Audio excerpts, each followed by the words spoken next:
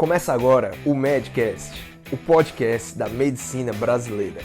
Com conteúdo voltado para médicos e estudantes de medicina, o Medcast é uma produção da Núcleo MD, organizado pelos médicos Daniel Coriolano e Roberto Maranhão, o Bob.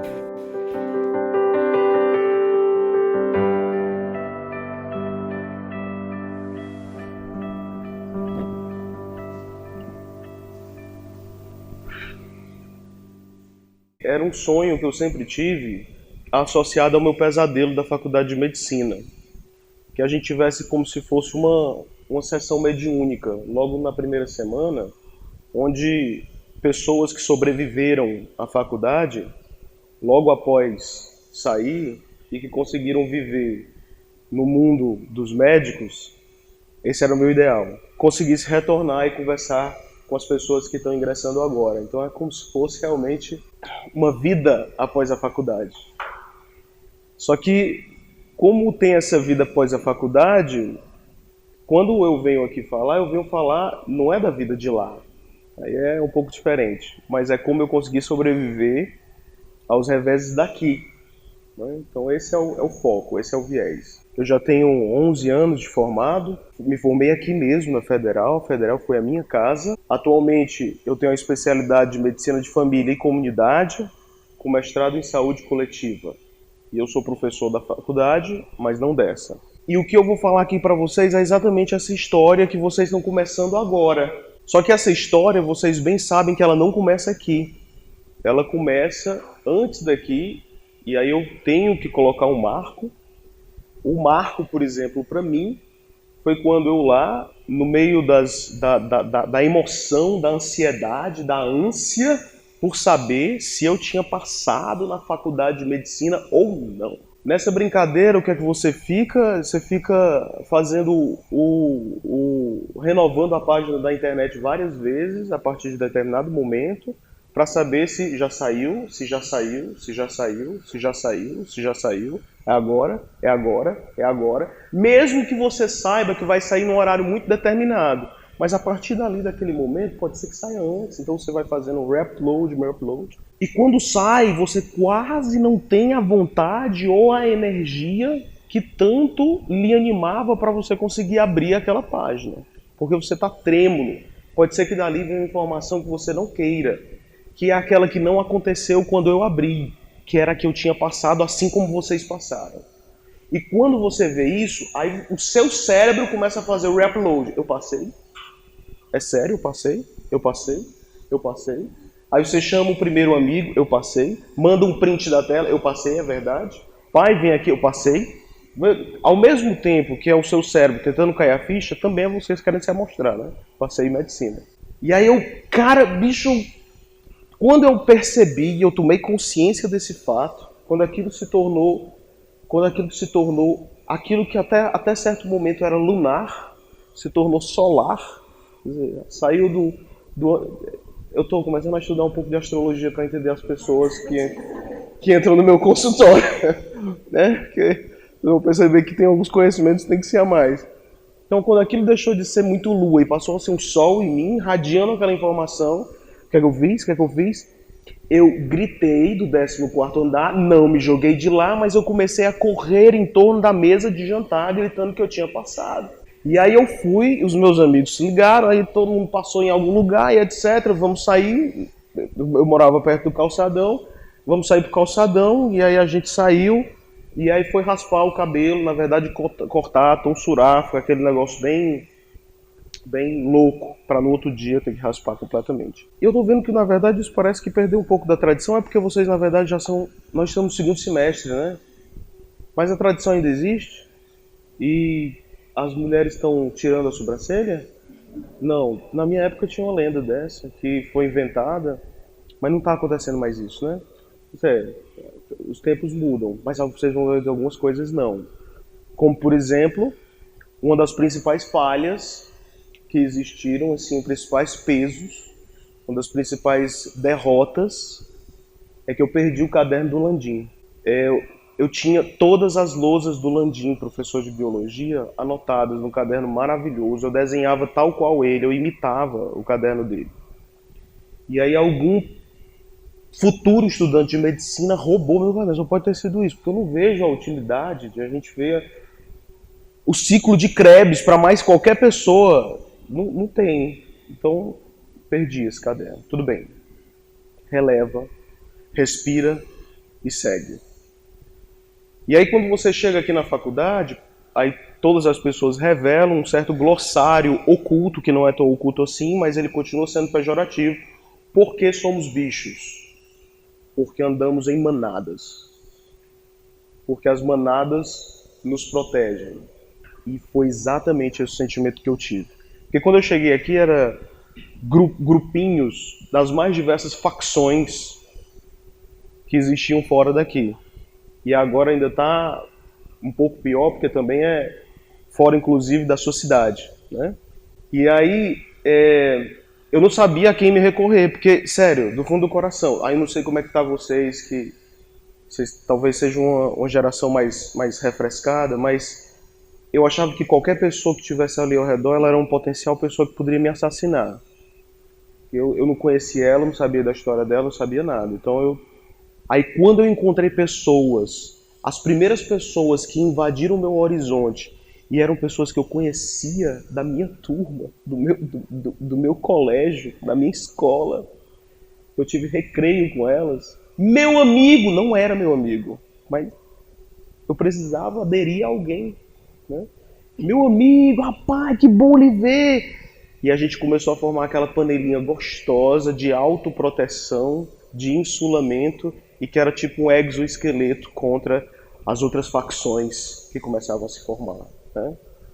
Para vocês terem uma ideia, vocês fazem uma gincana, vocês estão fazendo uma gincana, e aí com várias missões que serão apresentadas hoje de tarde, é isso?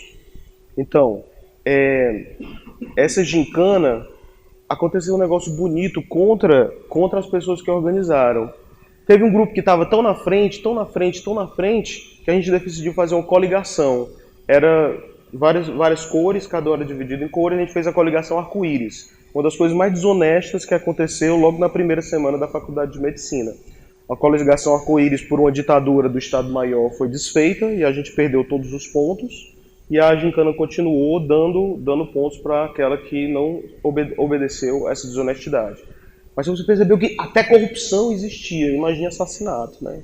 Assassinato de reputação hoje é a coisa mais fácil de fazer. Mais ou menos seguindo a mesma alma, por exemplo, graças a Deus eu não tenho hackers para poder devolver esse passado para mim, mas eu subi numa mesa como essa, que na verdade era na sala C, não sei se essa mesa ainda existe, mas eu subi numa mesa dessas e eu dancei Vai Lacraia. Vai Lacraia não é do tempo de vocês, né? É do tempo, mas vocês conhecem o Vai Lacraia, né?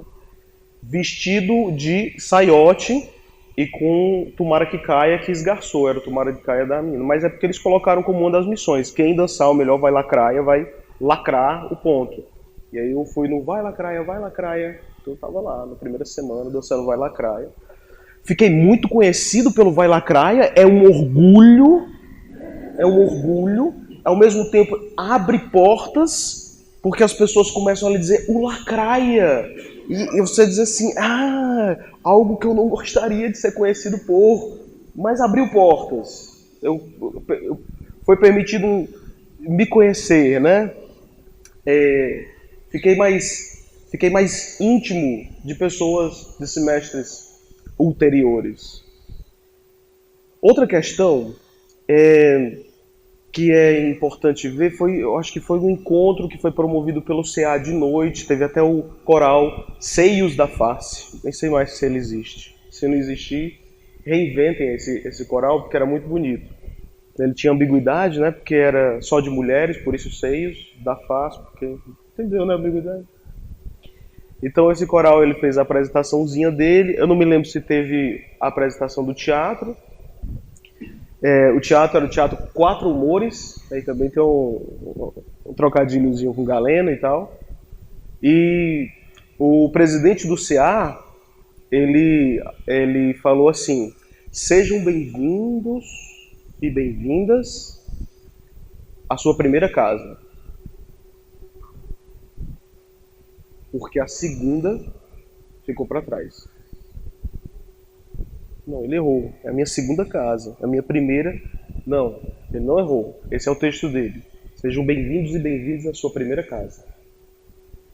Porque muitos de vocês acordam 5 horas da manhã, pegam um ônibus, se já tiver sua carteira, pega o seu carrinho.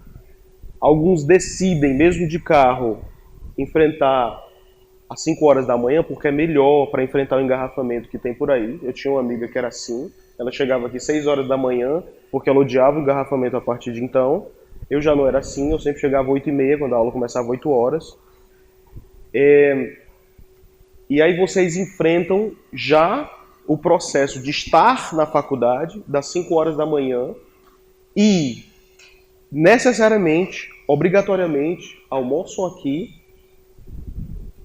entram no turno da tarde e vão sair daqui às vezes 6 horas da noite. Tem papos com amizade e tal, às vezes 8. Então essa daqui é a sua primeira casa.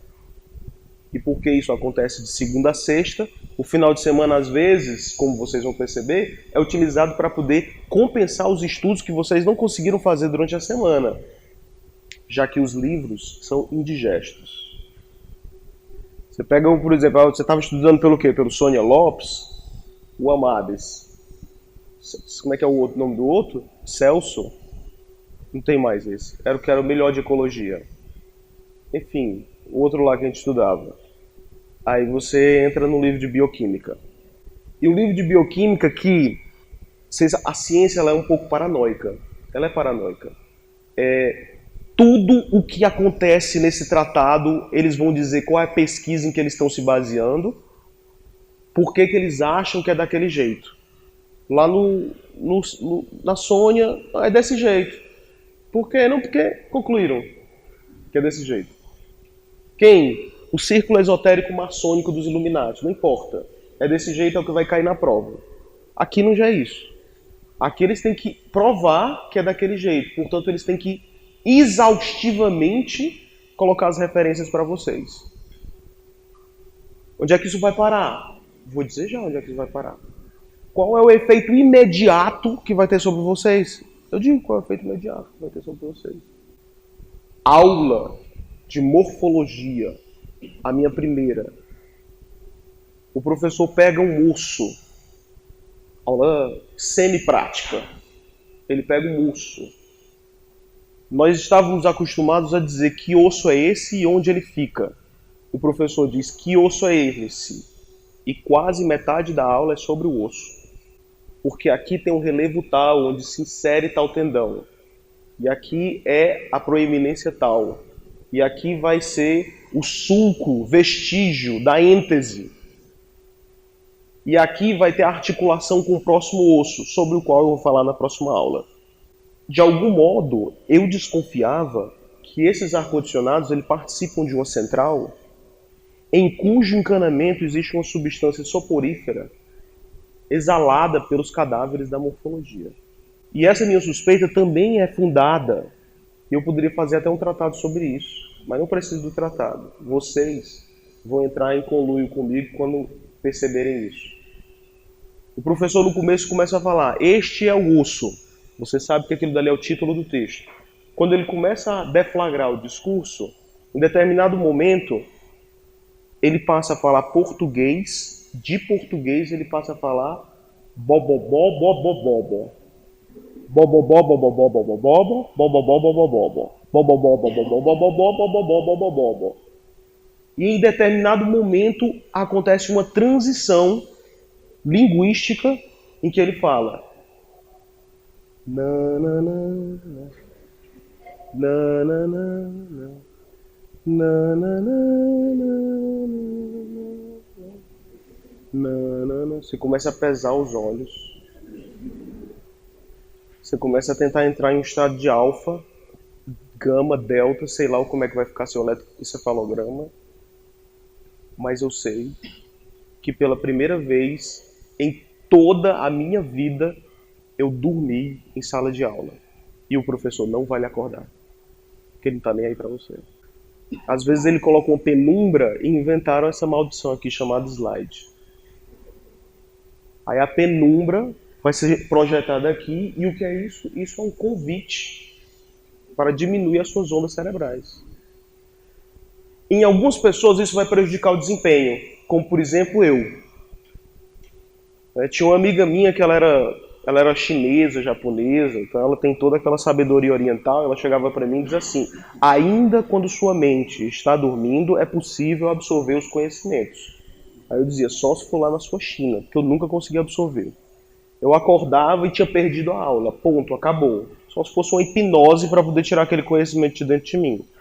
Mas para outros indivíduos eles tinham essa possibilidade.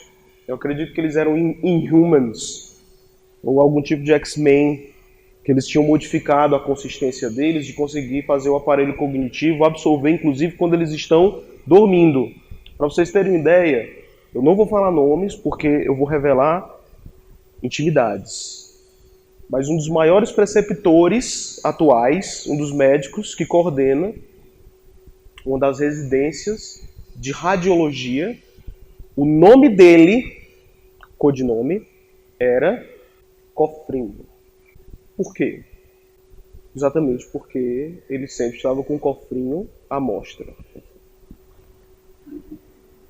Mas esse poder era de tal envergadura que o cofrinho chegava a dormir na prova. Ele dormia na prova. A gente tinha que cutucar o cofrinho. Ei, macho, é prova. Peraí. Aí, sim. Aí, pronto. Ele voltava a dormir. Macho, era coisa de louco, assim. Ele conseguia pegar as informações, estruturar no inconsciente dele e devolver para o consciente no fluxo promíscuo entre essas duas instâncias da psique. Eu não conseguia. E aí, às vezes, eu fui até ver se eu não tinha problemas com o Criador de todas as coisas, né? Porque eu acho que antes disso que eu estou dizendo, é antes dessa vida. Você sabe que os gregos antigos, eles tinham uma crença, eles diziam que a alma ela está presa no corpo, né? Então, e tinha um trocadilho lá entre os gregos que dizia essa questão. Mas antes de a alma se encarnar no corpo, que seria a prisão, ela participava de um fluxo de esquecimento através do mergulho num rio chamado Let's. Por isso que é Leteia, e aquela operação da Lava Jato se chamou Aletheia, que é tirar do esquecimento, né? Eu fiquei no Let's. Let's ficar de AF. Eu vou dizer já o que diabo é AF. Vocês já viram, né, o negócio de AF e tal. Vocês devem ter tido uma aula sobre isso.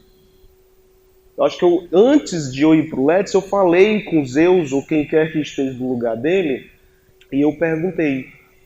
Na verdade, perguntei não, ele vociferou contra mim. E isso aconteceu durante a faculdade, que foi uma coisa assim, profética. Toda vez que você chutar, você vai escolher a opção errada.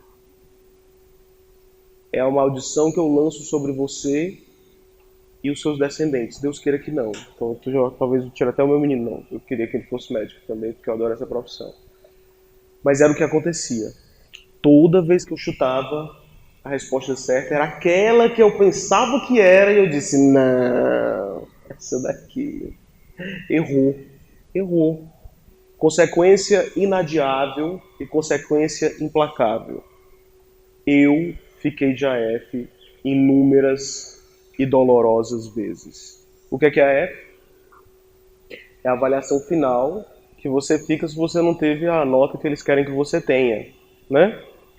Então, assim, só para vocês terem uma ideia, muitos dizem que o segundo semestre é o pior. É o pior? Continua sendo o pior? Para ti foi? O segundo semestre é o pior. Na medida que você fica de AF, tente ficar de AF no último, porque se você ficar no começo, é uma rola bosta, né? Eu tô falando do animal, né, claro. Tem um animalzinho, até aparece até no filme do Rei Leão. É você no segundo semestre, se você não tomar cuidado. A coisa foi de tal envergadura, a partir do segundo semestre, que quando chegou lá pelo oitavo e a gente fez uma confraternização natalina,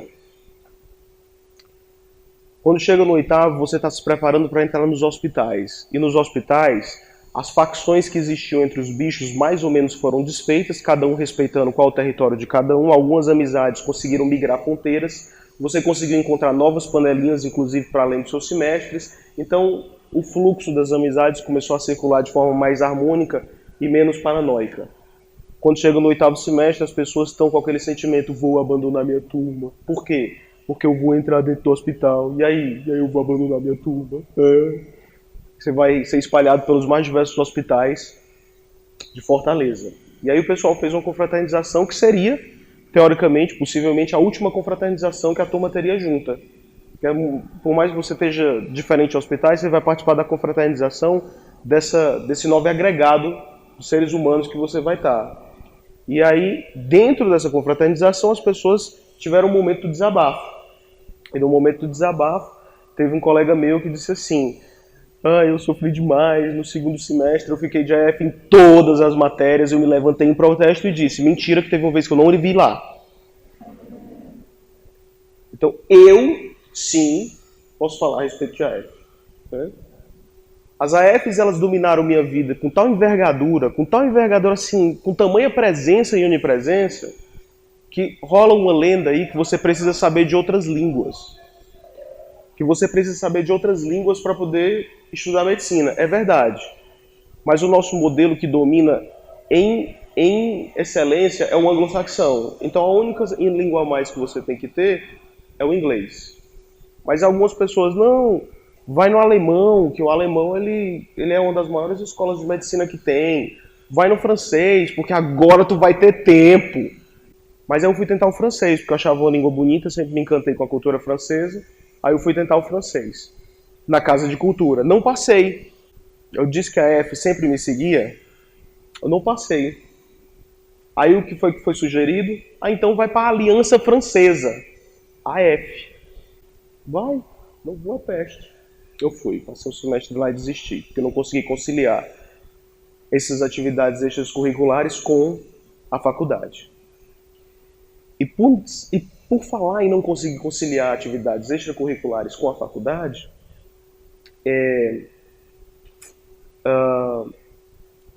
eu sempre também fui metido com fora daqui, além de ser um cabeção, eu também gostava de arte. E eu participava do grupo de teatro. E também tenho uma certa religiosidade que afaga o meu coração. Participava do grupo de jovens. Como eu não estava conseguindo me dar bem na faculdade, reiteradamente, aí eu comecei a abandonar esses lugares. Eu abandonei meu grupo de jovens, abandonei o meu teatro, tudo porque na minha mente rolava o seguinte raciocínio: se eu utilizar a energia de lá nas coisas daqui, eu vou me dar melhor. Não deu. Não deu. Foi uma falácia para mim. Não deu. Eu continuei tendo os mesmos problemas. Aí, claro que existe sempre algumas dicas, né? Uma das dicas é durma. Há algumas pessoas, até 3 horas da madrugada, a partir daí estude. Começa seu dia às 3. Então chegou em casa, dorme. Tá vendo como é a primeira casa? Você passa daqui das 5 até as 6, chega em casa às 7, dorme, às 3 acorda e enlouquece na sexta. Aí solta mesmo, solta legal assim. Isso era inclusive uma dica de um professor de anatomia. Ele dizia assim: eu estudava tudo, eu rasgava a semana estudando, e aí quando chegava o final de semana, esse final de semana é meu e ninguém tasca. Mas obviamente que isso é um plano de vida enlouquecedor e muitas vezes intragável. Né? Intragável. E aí você vai viver cometendo pecados contra isso. Né? Por exemplo, o seu corpo vai demandar um descanso pós-prandial. Você come, aí depois de comer, ele vai querer um descanso. Né? O seu bucho, ele vai puxar, estou falando, tu vê como eu migro por vários lexos, né? O seu bucho, ele vai sugar o sangue do teu cérebro para ele conseguir digerir o que você comer durante o almoço. Às vezes, o que é que você come? Hoje você está magrinho. Você está magrinho, acredite em mim. Você está magrinho. Você está magrinho. Quero ver quando você estiver daqui a 10 anos nesse fluxo de trabalho, né? Então, uma das primeiras coisas que a gente faz é não se preocupar com o que a gente vai comer ali entre os horários dos turnos. Eu comia, por exemplo, num lugar que a gente denominava carinhosamente de amebas, porque era o prato feito mais barato que tinha. E que o cara depois servia a gente um suco de goiaba que era numa garrafa de querosene. Hoje vocês têm o RU, cuja qualidade talvez não tenha melhorado tanto mais do que isso. Tô brincando, é top, é top, é top. Eu tô sendo falacioso. Então hoje você tem o RU, que eu não tinha essa dádiva na minha época, né? Certo. Comeu. O que é que você vai fazer? Óleo tratado. Óleo tratado. Você vai para a biblioteca. Estudar. Estudar, hein? Estudar. Logo no primeiro semestre vão pedir para você pegar o quê? Providencie o seu jaleco, hein? Nomezinho bordado, medicina. Vai fazer a matemática comigo. Tratado, jaleco em cima do tratado, cabeça em cima do jaleco. Ar-condicionado da faculdade, da biblioteca, que agora é em cima e embaixo. Na minha época era só em cima. A gente corria assim, quero pegar um lugar, para quê? Para estudar? Claro! Era um conjunto de pessoas mais ou menos dormindo. Agora dá para dormir lá embaixo. Repousa a face sobre o jaleco. Você faz um ninhozinho assim, bem gostoso, um buraco assim no meio do jaleco.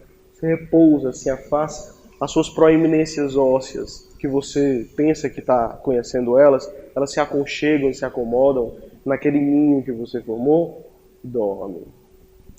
Até acordar no próximo turno para você ir para a faculdade. Ou, quer dizer, você já está aqui, né? Porque você teve outra dimensão, né? Aí você volta para cá. Perfeito, perfeito. Enquanto você estiver aqui na morfologia, dica preciosa, corredor de trás da histologia, para estudar, né? Você vai lá estudar. Porque assim, ainda que você repouse as proeminências ósseas, aninhando-as no jaleco, você não estará deitado. Mas ali de trás da histologia, deita e vai ler o livro de bioquímica. Vai ler, certo? O que é que vai ter de trás do seu occipício? O jaleco. O jaleco. Maravilha, gente. Dimensão do primeiro semestre. O jaleco. Perfeito. Uma coisa boa. Então, algumas dicas. Quer ver? Quase é um manual de sobrevivência à faculdade do primeiro semestre.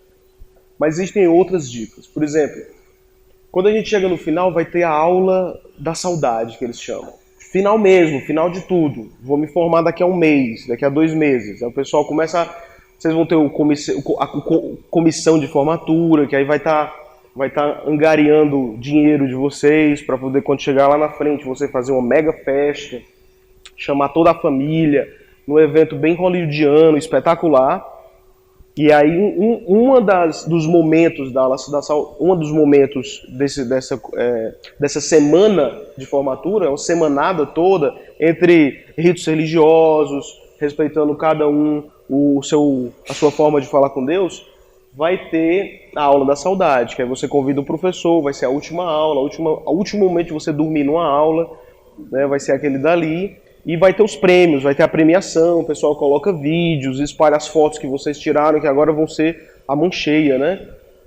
As fotos que vocês tiraram nos mais diversos lugares. E agora você vai ter o seguinte, os prêmios. Um dos prêmios deveria ser aquele que ficou mais GF. Eu não ganhei esse prêmio, mas por favor, lembrem de mim quando vocês estiverem nos prêmios, para vocês também suplantarem essa lacuna. Eu sempre achei uma lacuna. O prêmio do mais esquisito, que quase eu ganho também, né? Mas outra pessoa era bem mais esquisita do que eu, e eu realmente acho que mereceu, para ter uma ideia, como eu acho que essa pessoa era esquisita. O prêmio do gabarito, né? Tinha um amigo da gente cujo sobrenome nós tínhamos colocado, Gabarito. E, na verdade, acabava sendo o primeiro nome dele. Ele sentava sempre na frente. Algumas pessoas, ele é uma pessoa maravilhosa, fantástica, assim, pessoa estupenda, foi convidado pelos Estados Unidos para poder ficar fazendo pesquisas lá. Então, a pessoa não é só de cabeça, também é de coração. Mas quando a gente não conhecia ele, a inveja preponderava, o orgulho, a vaidade, a gente odiava ele. Mas quando você conhece a pessoa, que assim, odiava porque assim, ele é tudo aquilo que eu nunca vou ser. Assim, mas essas pessoas que são tudo aquilo que você nunca vai ser, você admira, não precisa odiar. Você nunca vai ser. Vai odiar pra quê? Você tenta odiar aquela pessoa e diz assim, não, essa pessoa talvez pode ficar debaixo de mim, né? Ainda não tá, mas pode ficar. Essas pessoas você tenta tirar o tapete, mas deles, essas pessoas elas são de outro planeta. Júpiter veio pra cá, entendeu? Então, essas pessoas não. E é uma pessoa que era boa de cabeça, era boa de coração e sabia tocar violão. Não dá pra odiar no começo? Odia, você tem que odiar. E além disso, ainda lia livro de filosofia, sociologia. Um dia desse eu estava aqui, um dia eu estava com o livro de Agostinho, lendo Confissões, no outro estava o livro de Godel, sobre a última enigma matemático. Perfeito. Quando você sentava para conversar, todas as manchas se desfaziam. Mas antes disso, era olhar para ele e, primeiro, posição calango. Tudo que o professor falava, ele... como se ele já soubesse, e ele já sabia. Porque o professor tem, o bom professor. O bom professor entre os professores ruins, né? O professor, ele vai falando, e aí ele... Olha como minha aula é participativa. Veja como minha aula é participativa. Ele vai falando, aí ele para a frase, é para vocês dizerem a última palavra. Tá vendo como eles participam? Né? O método ativo de passar o conhecimento. Aí ele para a frase. Para a frase, você tem que dizer a última palavra. Às vezes, o gabarito dizia a frase que o professor tinha que falar. Ele não dizia só a palavra. Né? Então, assim, ótimo, maravilha. Para além desses seus sentimentos, é importante a admiração, é importante saber economizar esforços. Por exemplo, tratado, desde já, não.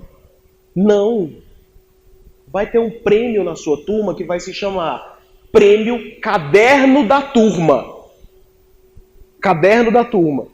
É uma pessoa que ela teve problemas sérios em confiar em esmola. Sérios. O professor vai dizer, não precisa copiar, tem tudo na Xerox. Qualquer Xerox que você escolher, pega e vai e tira. Aí a pessoa, tá bom. Aí ela copiou, tem tudo na Xerox, vai e tira, Luciano. Ela não acredita. Então todas as observações do professor vão estar respiradas nas páginas dessa senhora, ou desse senhor. Né? E aí é o caderno, do qual todos vão tirar Xerox, no qual, se vocês basearem nos seus estudos, vocês se darão bem. Porque quase tudo que o professor fala é o que vai estar na mente dele para ser colocado na prova e que estará no caderno da turma. Mas eu disse não cederei a esses momentos didáticos, porque agora eu sou um médico, portanto estudarei através de tratados e sempre fiquei de AF. Legal. Uma grande amiga minha, ela disse, eu escutei uma coisa interessante. E esses tempos estão ainda piores. Nesses tempos em que a medicina tem tanta coisa para aprender, meu filho, você está aqui na faculdade para aprender o sumário dos livros. Quando você estiver lá na frente, peraí, eu acho que eu vou encontrar a resposta em tal lugar. Ah, a faculdade valeu por causa disso. Você sabe onde vai encontrar a resposta. E eu estava querendo decorar os livros. Tem gente que vai conseguir decorar? Tem. Os residentes de clínica médica do César Caos. Quando eles estão comentando os casos que tem, aí eles, seguindo a tradição do grande professor deles, que também é grande professor nosso, ele vai dizer, essa informação está no parágrafo tal do Cécio ou do Harrison, no capítulo tal, que é o capítulo fulano de tal. Eu estou no meu plantão, esse cara que é residente de clínica médica, eu levei o quê? Eu levei para ler eu levei para ler um história em quadrinho de mitologia grega. Então, ali em cima da minha cama tem a história em quadrinho da mitologia grega. Ele tá com o Cécio, que ele carrega na bolsa. E não precisa carregar mais nada. Pronto, acabou. Vocês vão ver.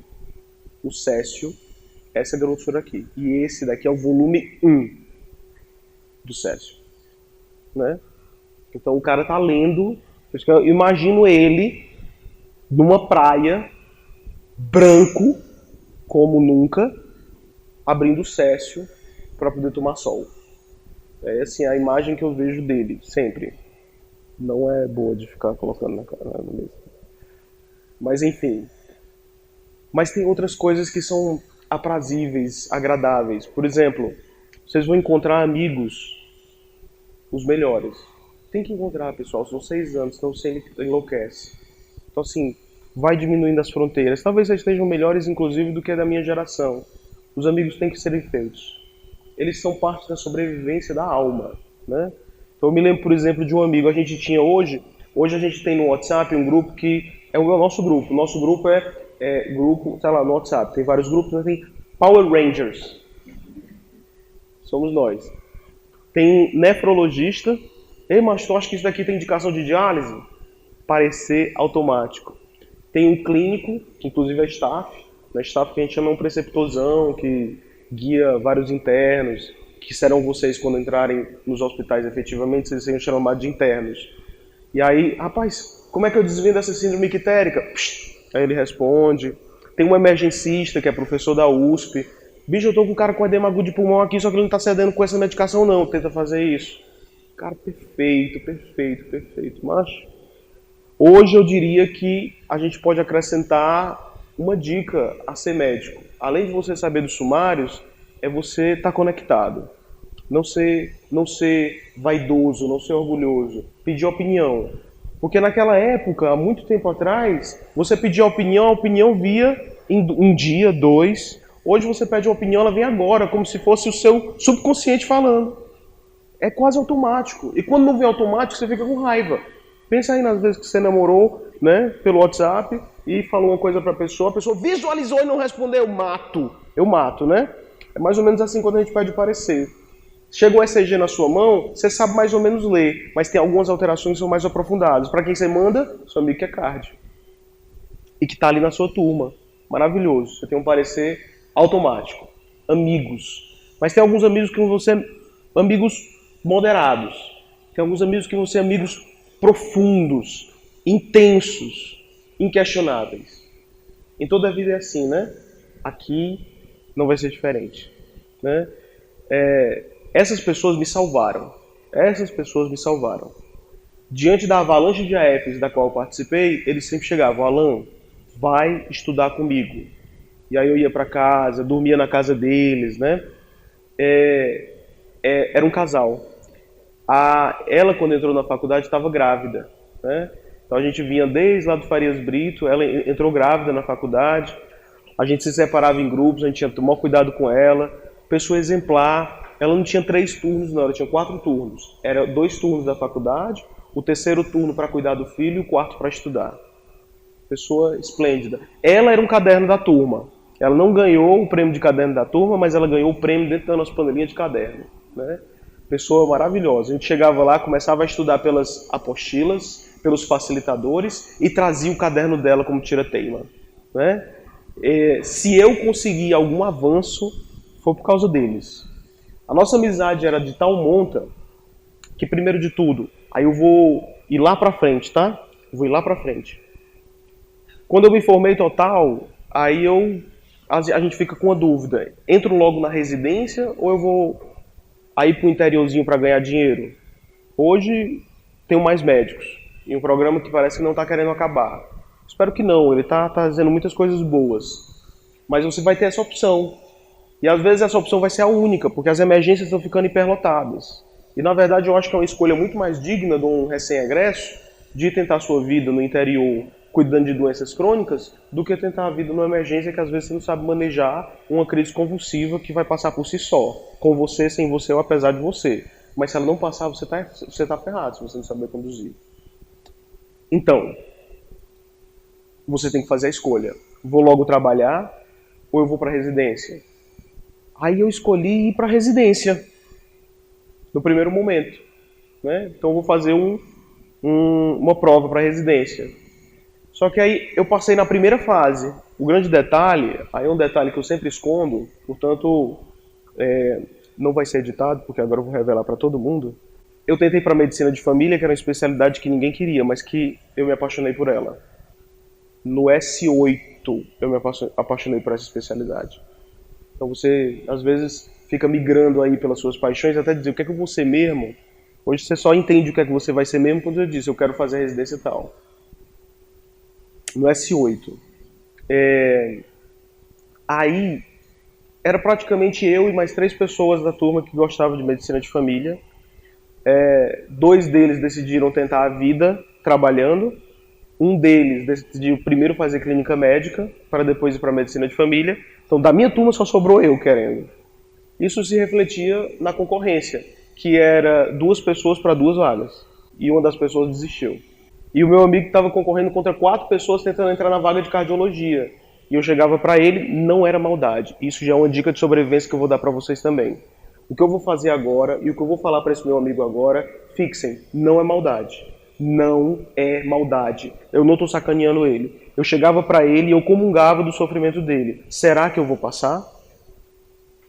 Eu perguntando diante das minhas 2 vagas. Alan, eu vou te matar, dizia ele. Eu vou te esganar. Eu tô aqui morrendo de estudar, cara, tu já tá passado. Não, bicho. Se der alguma zebra, se eu não fizer nada, se tiltar o meu cérebro, eu posso não passar. Isso tem tanta chance de acontecer quanto você também não passar por causa da sua concorrência. Por que a concorrência, eu discutindo com ele momentos antes da prova, por que a sua concorrência, que é baseada em ser humano, não pode ser baseada na minha, que é astrológica, ou casual, ou factual? Pode ser, por que não?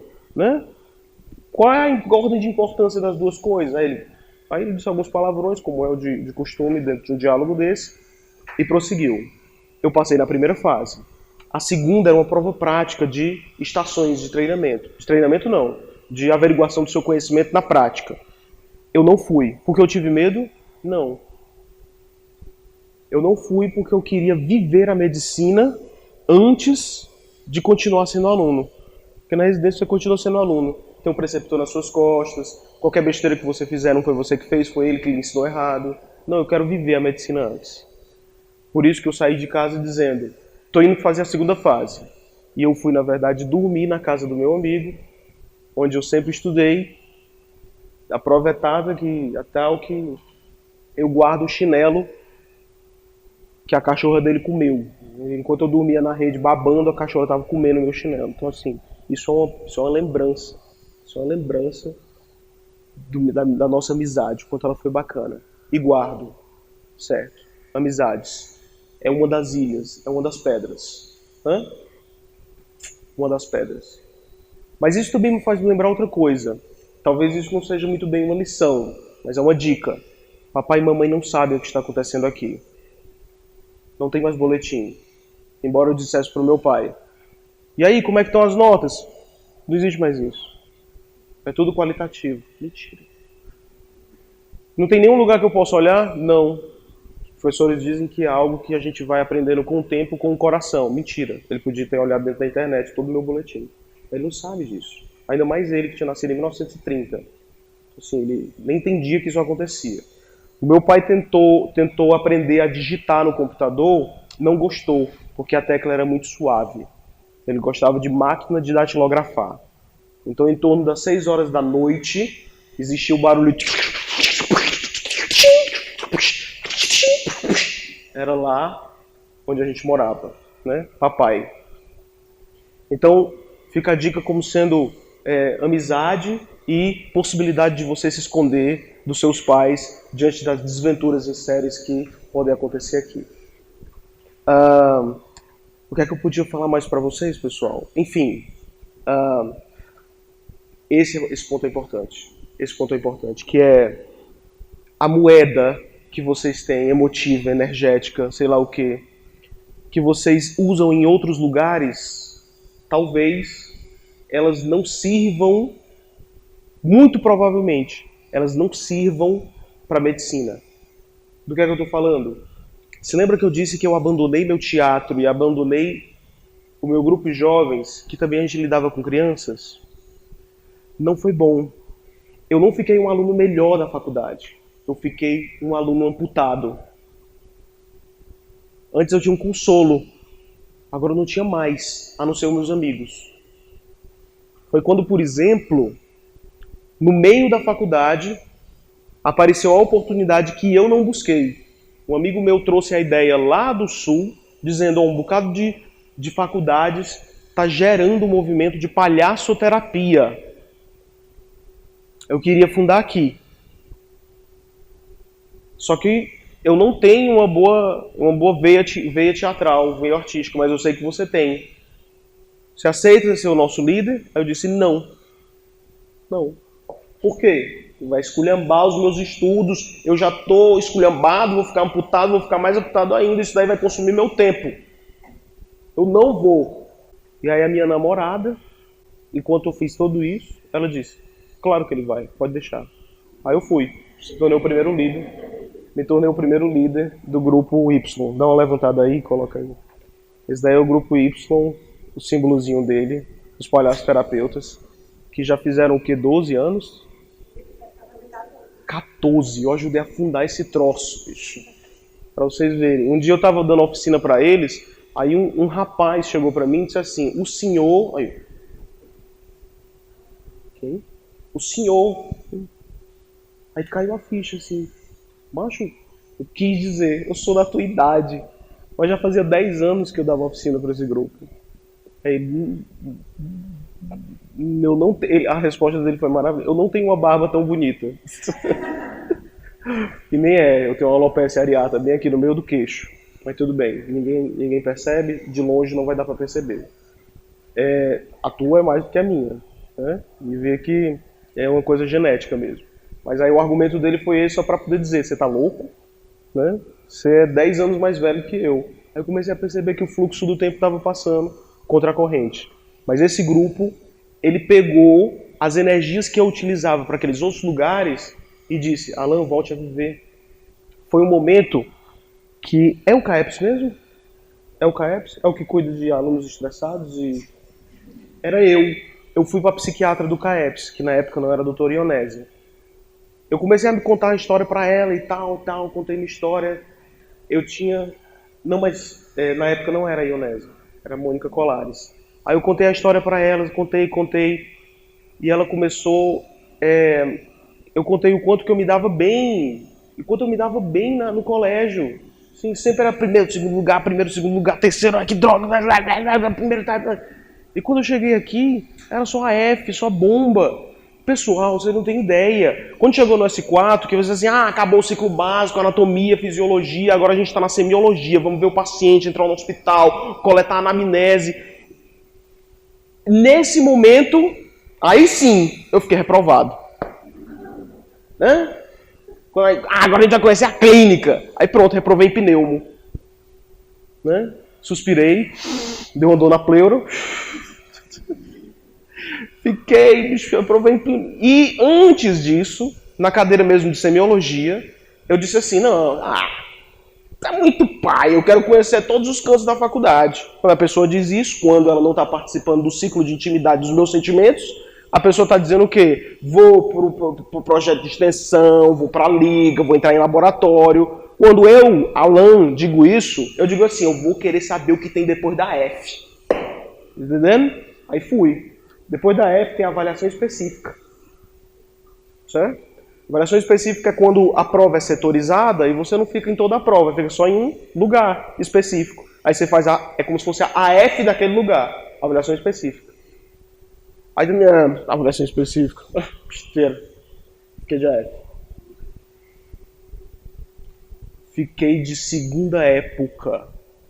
Ainda existe? Não existe mais não? Por causa de mim. Segunda época era, não passou em AF, vamos te dar uma chance. Certo? Aí como foi que eles inventaram a segunda época? Eles inventaram de ser a segunda época prática, na frente do paciente, no hospital. Você vai pegar um paciente, vai escolher, vai coletar a anamnese dele, depois a gente chega aqui e ele faz perguntas.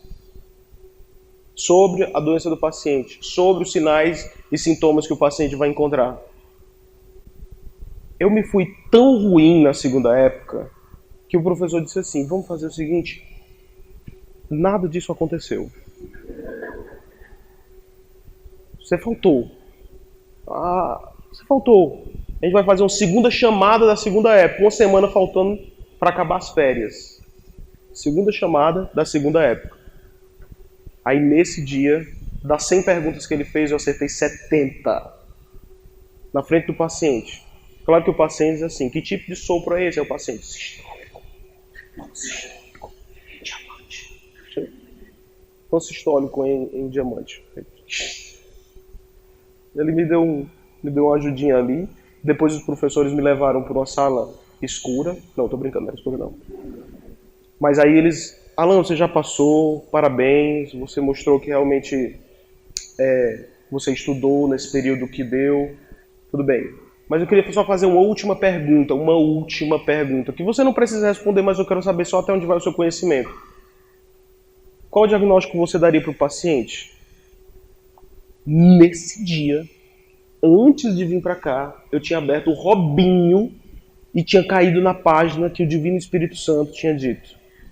No Divino Espírito Santo, nesse dia, ele me deu uma trégua e estava lá: insuficiência aórtica. Era o diagnóstico do paciente? Sei lá. Quais os argumentos que você poderia dar para poder sustentar essa hipótese diagnóstica? Sei lá. Insuficiência aórtica. Correto, parabéns. Nesse dia, eu recebi uma trégua astral. Trégua astral. Cara, eu passei, saí daqui da faculdade, entrei no carro da minha namorada, chorei. Eu quero sair daqui, isso aqui tá me deixando louco, eu odeio isso. Não quero mais. Ela: não, vai dar tudo certo, vai ficar bem. S4, S5 reprovado, S6 mais AFs, S6 acontece o Y na minha vida, que obviamente em relação às AFs ele me fez continuar de AF, talvez até pior do que antes. Quando chega lá pelo S8, eu já não aguentava mais. Um passo para entrar nos hospitais. Um passo. A psiquiatra tinha falado algo interessante. Ela tinha quase passado um antidepressivo para mim, que não tem nenhum problema, é só para organizar os nossos neurohormônios. A gente vai aprender isso. Não é para ter nenhum preconceito com nenhum tipo de remédio. Mas ela tinha dito: mas tem algo que está passando despercebido. Que é: você me diz que é fraco, mas o que eu vejo é uma outra força em você. Aquilo ficou calado em mim. Porque em outros lugares eu não tinha me dado bem. Tinha sido líder aqui, líder ali, líder acolá. Mas por aqui eu estava caxingando. Ficou calado em mim. Esse foi o primeiro momento de suspiro terapêutico, psicológico que eu tive. O segundo foi já perto desse final, quando eu estava pensando em sair da faculdade ao S8, aí eu estou lá na minha psicóloga e a psicóloga diz: aí esse daqui realmente é uma coisa enigmática. Não tem aqueles momentos que a pessoa diz uma coisa e você interpreta completamente outra? Então foi mais ou menos nesses termos. Eu não me lembro mais exatamente o que ela disse, mas foi algo indutor dos meus atos falhos, do meu inconsciente. Tipo assim, pipocas verdes voando na janela. Eu tenho que sair da faculdade e tentar me encontrar. Aí eu fui até a pessoa que era mais, na verdade, o esteio maior, o meu modelo e o meu indutor da medicina, que era o meu pai. Aí eu cheguei na frente do meu pai e disse: eu estou precisando sair da faculdade. Eu não ouvi. Tá preparando o cinto, né? Não, eu fazer isso não. Não, é porque eu estou precisando sair da faculdade. Desculpa, eu não ouvi direito. Eu estou pensando em sair da faculdade, que eu já não aguento mais. E o que é que você vai fazer na vida? Não sei, fazer teatro, pedagogia. Nada contra eles. Pelo contrário. Quase todos os meus amigos eram fora da faculdade. Tem grandes amigos aqui e muitos amigos fora da faculdade. Aí ele respirou fundo. Pediu para que a conversa fosse no dia posterior. Chegando no dia posterior, ele amanheceu no meu quarto e começou a falar. Eu já vinha percebendo o quanto a faculdade foi difícil para você. E também foi para mim. E na época, na verdade, eu tinha até filhos para criar. Aí veio aquele discurso e tal. Eu sei que ela pode estar sendo pesada. Muito. Mas eu queria lhe dizer uma coisa. Você tem liberdade, você já é crescido. Se você quiser sair, se você quiser ficar, estou com você, estamos juntos. Se você quiser sair, nem mesada você vai ter. Não, pai, eu fico. Eu continuo. É uma derrota? Não foi. Porque pela primeira vez na minha vida, eu consegui chegar para o meu pai, não olhei nos olhos dele, mas falei pelo menos com um pouco mais de entonação, que eu não queria ficar no lugar que ele, na simbologia cósmica dele, fazia sombra sobre mim, não permitindo que eu fosse verdadeiramente eu. É como se eu chegasse para ele dizendo assim, eu não quero ser você, você não é eu não sou você, eu quero ser o que eu quero ser. Por mais que no outro dia ele tenha dito que eu tenha voltado atrás em alguns momentos. Mas isso foi essencial na formação da minha personalidade. Essencial. Assim, foi assim, cara, uma respiração. Continuei de AF, mas entrei no hospital. A primeira semana foi a semana comunitária, da saúde comunitária, né? Que eu percebi que era um lugar onde eu me encantava e me encontrava. Cada um vai se encontrar onde vai se encontrar. Tem gente que é mais objetivo e que gostaria de colocar... Assim, uma pessoa fala contra você, você quer meter a faca nela, vai ser cirurgião. Ao invés de assassinar, vai salvar vidas. Né? Assim, tem o ódio, aí você pega aquele martelo assim, vai ser ortopedista. E aí você vai quebrar os ossos da pessoa, salvando a pessoa. Né? Ah não, eu gosto de falar horrores. Aí vai ser anestesista, que não faz nada a cirurgia inteira, fica só falando. Entendeu? Tô brincando, pessoal, tá gravado, eu vou ser linchado. Tô brincando, viu, meus amigos anestesistas. Então, você gosta de figurinhas? Vai ser radiologista. Oh, gente, eu vou ser linchado mesmo pelos meus amigos. Não, não, viu, pessoal?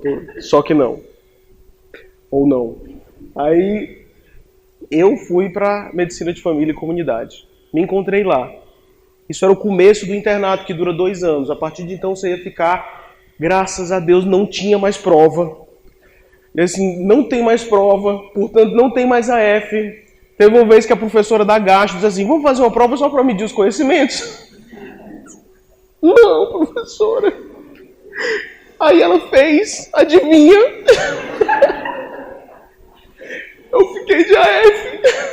Não, Alan, mas você é um excelente interno, você faz tudo, você interage, tá tudo bem. Eu acho que você não sabe fazer prova. Isso, professor, alguém entendeu na vida. Eu não sei fazer prova. Mas eu interagia com os pacientes, eu me dava legal, fazia anamnese, era dedicado e etc. Mas quando eu estava na saúde comunitária, aí aconteceu um problema. Era de manhã, meu pai geralmente acordava, ele era o primeiro a acordar, ele madrugava, isso ele aprendeu lá no exército, que não era exército não, polícia militar, ele tinha participado da polícia militar, e também era velho, então ele não precisava mais de tanto sono, a gente vai ver isso na fisiologia do envelhecimento. Ele era o primeiro a acordar, e aí ele preparava o café dele, que era um café bem amargo, bem diferente do que eu gosto, e nesse dia, estranhamente, eu acordei também muito cedo. Eu acordava 6 para poder estar na faculdade, depois de muito enrolar, 8h30, né? Eu tinha acordado quase junto com ele. Às vezes acontecia isso, era uma conjunção estelar que fazia que isso acontecesse. Aí eu tomei o café junto com ele, cafezinho, né? Só pela presença dele que eu gostava, porque o café dele era ruim, viu? Mas, tô tomando café com meu pai. O nosso carro ficava numa garagem alugada no outro edifício. Então, eu já sabia dirigir, mas ele não deixava eu ficar com o carro porque ele precisava do carro. Mas aí ele ia com a gente até a faculdade e depois trazia o carro de volta, só para poder eu ficar treinando quando eu tivesse meu carrinho, né?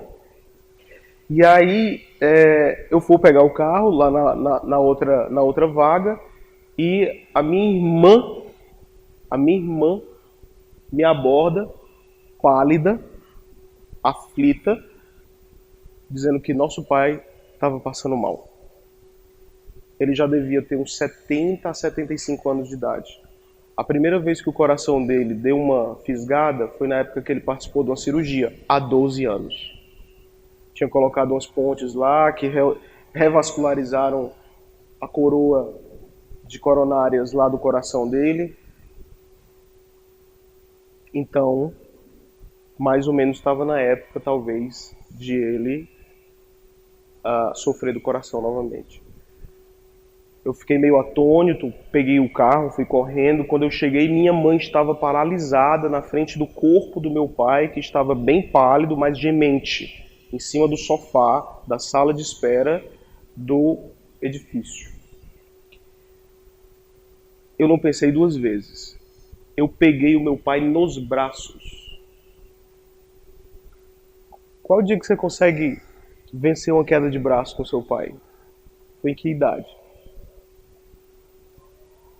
Eu peguei ele nos braços e levei ele até o carro, coloquei ele no banco dos passageiros deitado no colo da minha irmã, liguei a sinaleira e saí correndo para o pronto-cardio mais próximo. Quando eu cheguei lá, eu peguei o meu pai nos braços, pedi que trouxesse uma cadeira de rodas e coloquei o corpo do meu pai, gemente, os gemidozinhos pequenininhos, fraquinhos. Eu disse: calma aí, velho, vai dar tudo certo. E coloquei o corpo dele na cadeira de rodas. O rapaz levou até a sala chamada sala vermelha. É onde pega os pacientes mais graves que tem. Os pacientes que de imediato você já vê que são extremamente graves. Um senhor idoso, quase inconsciente, eu dizendo que ele tinha uma ponte safena, que eu achava que a ponte tinha entupido. Levaram lá para a sala vermelha. Não deu 10 segundos de entrada. Foi começar a monitorizar o meu pai. Eles perceberam um padrão de assistolia. É o coração que não bate mais. Eles começaram a reanimação cardíaca. Minha irmã ficava olhando, querendo testemunhar o que estava acontecendo. Eu tirei ela da sala vermelha, levei ela lá para fora. E na minha cabeça tinha: eles têm 30 minutos. É isso que acontece, né? Ou ele volta, ou o médico aparece sem ele para me dar a notícia. Minha mãe chorando, desesperada. Minha irmã também desesperada. Eu era o único cujas lágrimas grossas desciam, mas que estava ainda disposto a receber informações sobre o que tinha acontecido.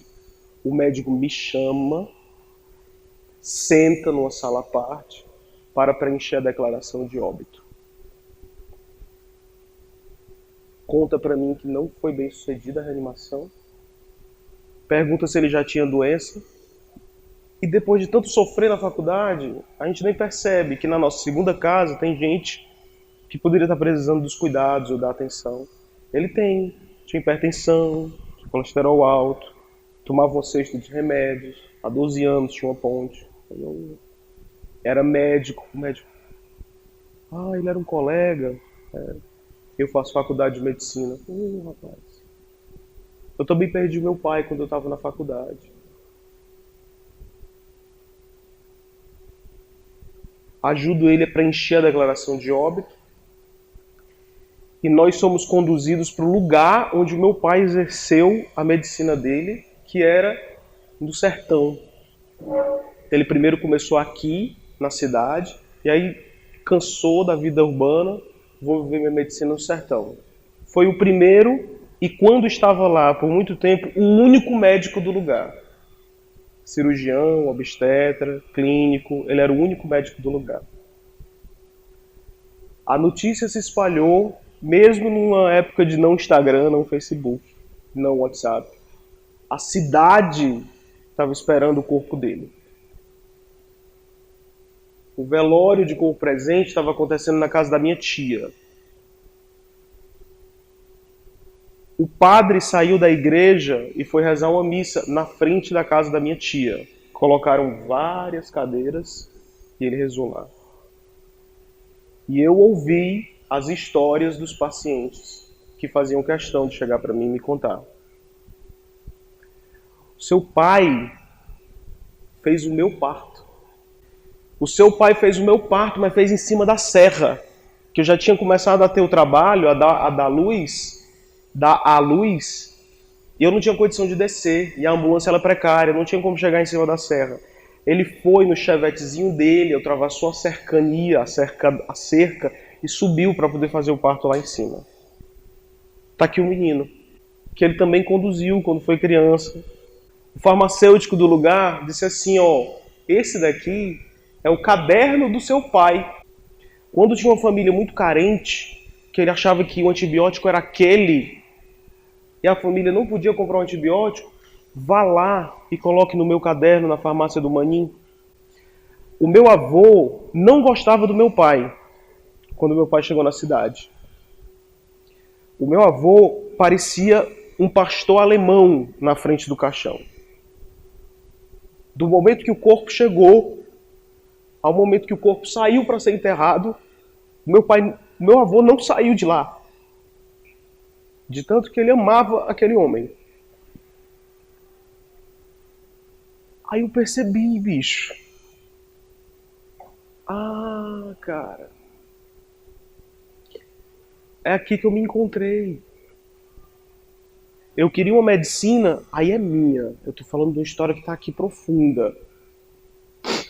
Eu queria uma medicina que fosse uma medicina do território, da comunidade, falar com famílias. E não uma medicina de pessoas enclausuradas no hospital, cujas variáveis estão sendo organizadas, senhoreadas por pessoas que ficam ali organizando os prontuários. Eu não conhecia na minha vida uma medicina dura. Eu conhecia uma pessoa de medicina de gente. Gente que chegava dentro da minha casa para ser consultada. De meu pai saindo de noite, às vezes, para poder atender as pessoas. Numa situação precária, de poucos médicos e só ele. E às vezes ele ficando furioso, porque a pessoa estava impedindo ele de almoçar. Mas aí ele respirava fundo e ia atender. A fúria não é um pecado. Mas o que ele fazia era um exemplo. Era isso. Depois que eu enterrei o meu pai, uma semana depois, eu tive que subir a serra, no que a gente chama de estágio rural, não sei se ainda chama assim, Crutac. Eu subi a serra, a primeira vez que eu subo a serra de Baturité, e lá eu voltei a ter crise asmática, que tinha perdido na minha adolescência. O frio da serra, que eu nunca enfrentei, aí eu tive uma crise asmática. Era noite, eu estava longe do médico. Quem é que cuidava da minha crise asmática? Era ele, sempre foi ele. Eu perdi a crise com 12 anos. Aí é como se ele tivesse sido uma barreira simbólica entre mim e a doença. E quando ele saiu, voltou. O que foi que eu fiz? Ei, peraí, calma. Respira, você que está em crise de asma. Vai no livro, vê as principais evidências. Eu sabia onde é que estava, onde é que eu tinha que encontrar. Você tem que fazer tais medicações. Vai na farmácia, compra. Comprei. E eu, lembrando do meu pai, que me tirava da crise, me tirei da crise. Eu fui médico. Ali, antes de receber o diploma, eu me senti médico. Tosco, lacunar, quebrado em duas vezes. Quebrado porque eu ainda não era médico, quebrado porque eu tinha acabado de perder o médico que mais encantou minha vida e a minha história. Mas eu me formei. Cheguei no final. Depois daquilo dali, só foi alegria, porque não tinha F. E porque eu me encontrei. A partir daí, o exercício da medicina foi outro, porque eu me encontrei. Eu entendi onde é que estava a minha paixão. E se eu pudesse resumir a conversa que eu venho aqui para ter com vocês, diante de todos esses devaneios, vai e volta, vem e vai, aqui eu cheguei para dizer o seguinte, que essa faculdade, ela vai tentar de 1000 formas, é da natureza dela, os conhecimentos são muito áridos, pesados, eu diria até mesmo esmagadores, vai tentar lhe esmagar. As relações às vezes vão ficar tensas entre vocês e os professores, situações políticas, sei lá, astrológicas. Algumas pessoas vão dizer, então você não foi feito para isso. Não permita. Porque se mais lá na frente forem resgatar a história de vocês, eu quero que vocês contem essa história como talvez vários fatores determinantes. Mas o final quem vai escrever é você. E aí você vai ver aqui na frente, ou vai encontrar nas leads aí, nas profissões, da nossa profissão, e vai dizer, Alan, se lembra daquela palestra, na primeira semana, muita coisa do que você enfrentou, eu enfrentei. E quase desisto. Alguns até desistem e voltam, desistem, vão ver a vida, meu caminho foi esse. Mas eu voltei. E realmente, cara, eu não deixei que escrevessem sobre mim. No final fui eu que dei o arremate. Essa fala, então, é para dizer, sejam bem-vindos à Faculdade de Medicina. Muito bem-vindos. Não vai ser fácil. Não vai ser fácil. Vocês vão ganhar e vão perder coisas essenciais, mas vocês podem chegar no final. Vocês podem chegar no final. Termina aqui mais um Medcast, uma produção Núcleo MD.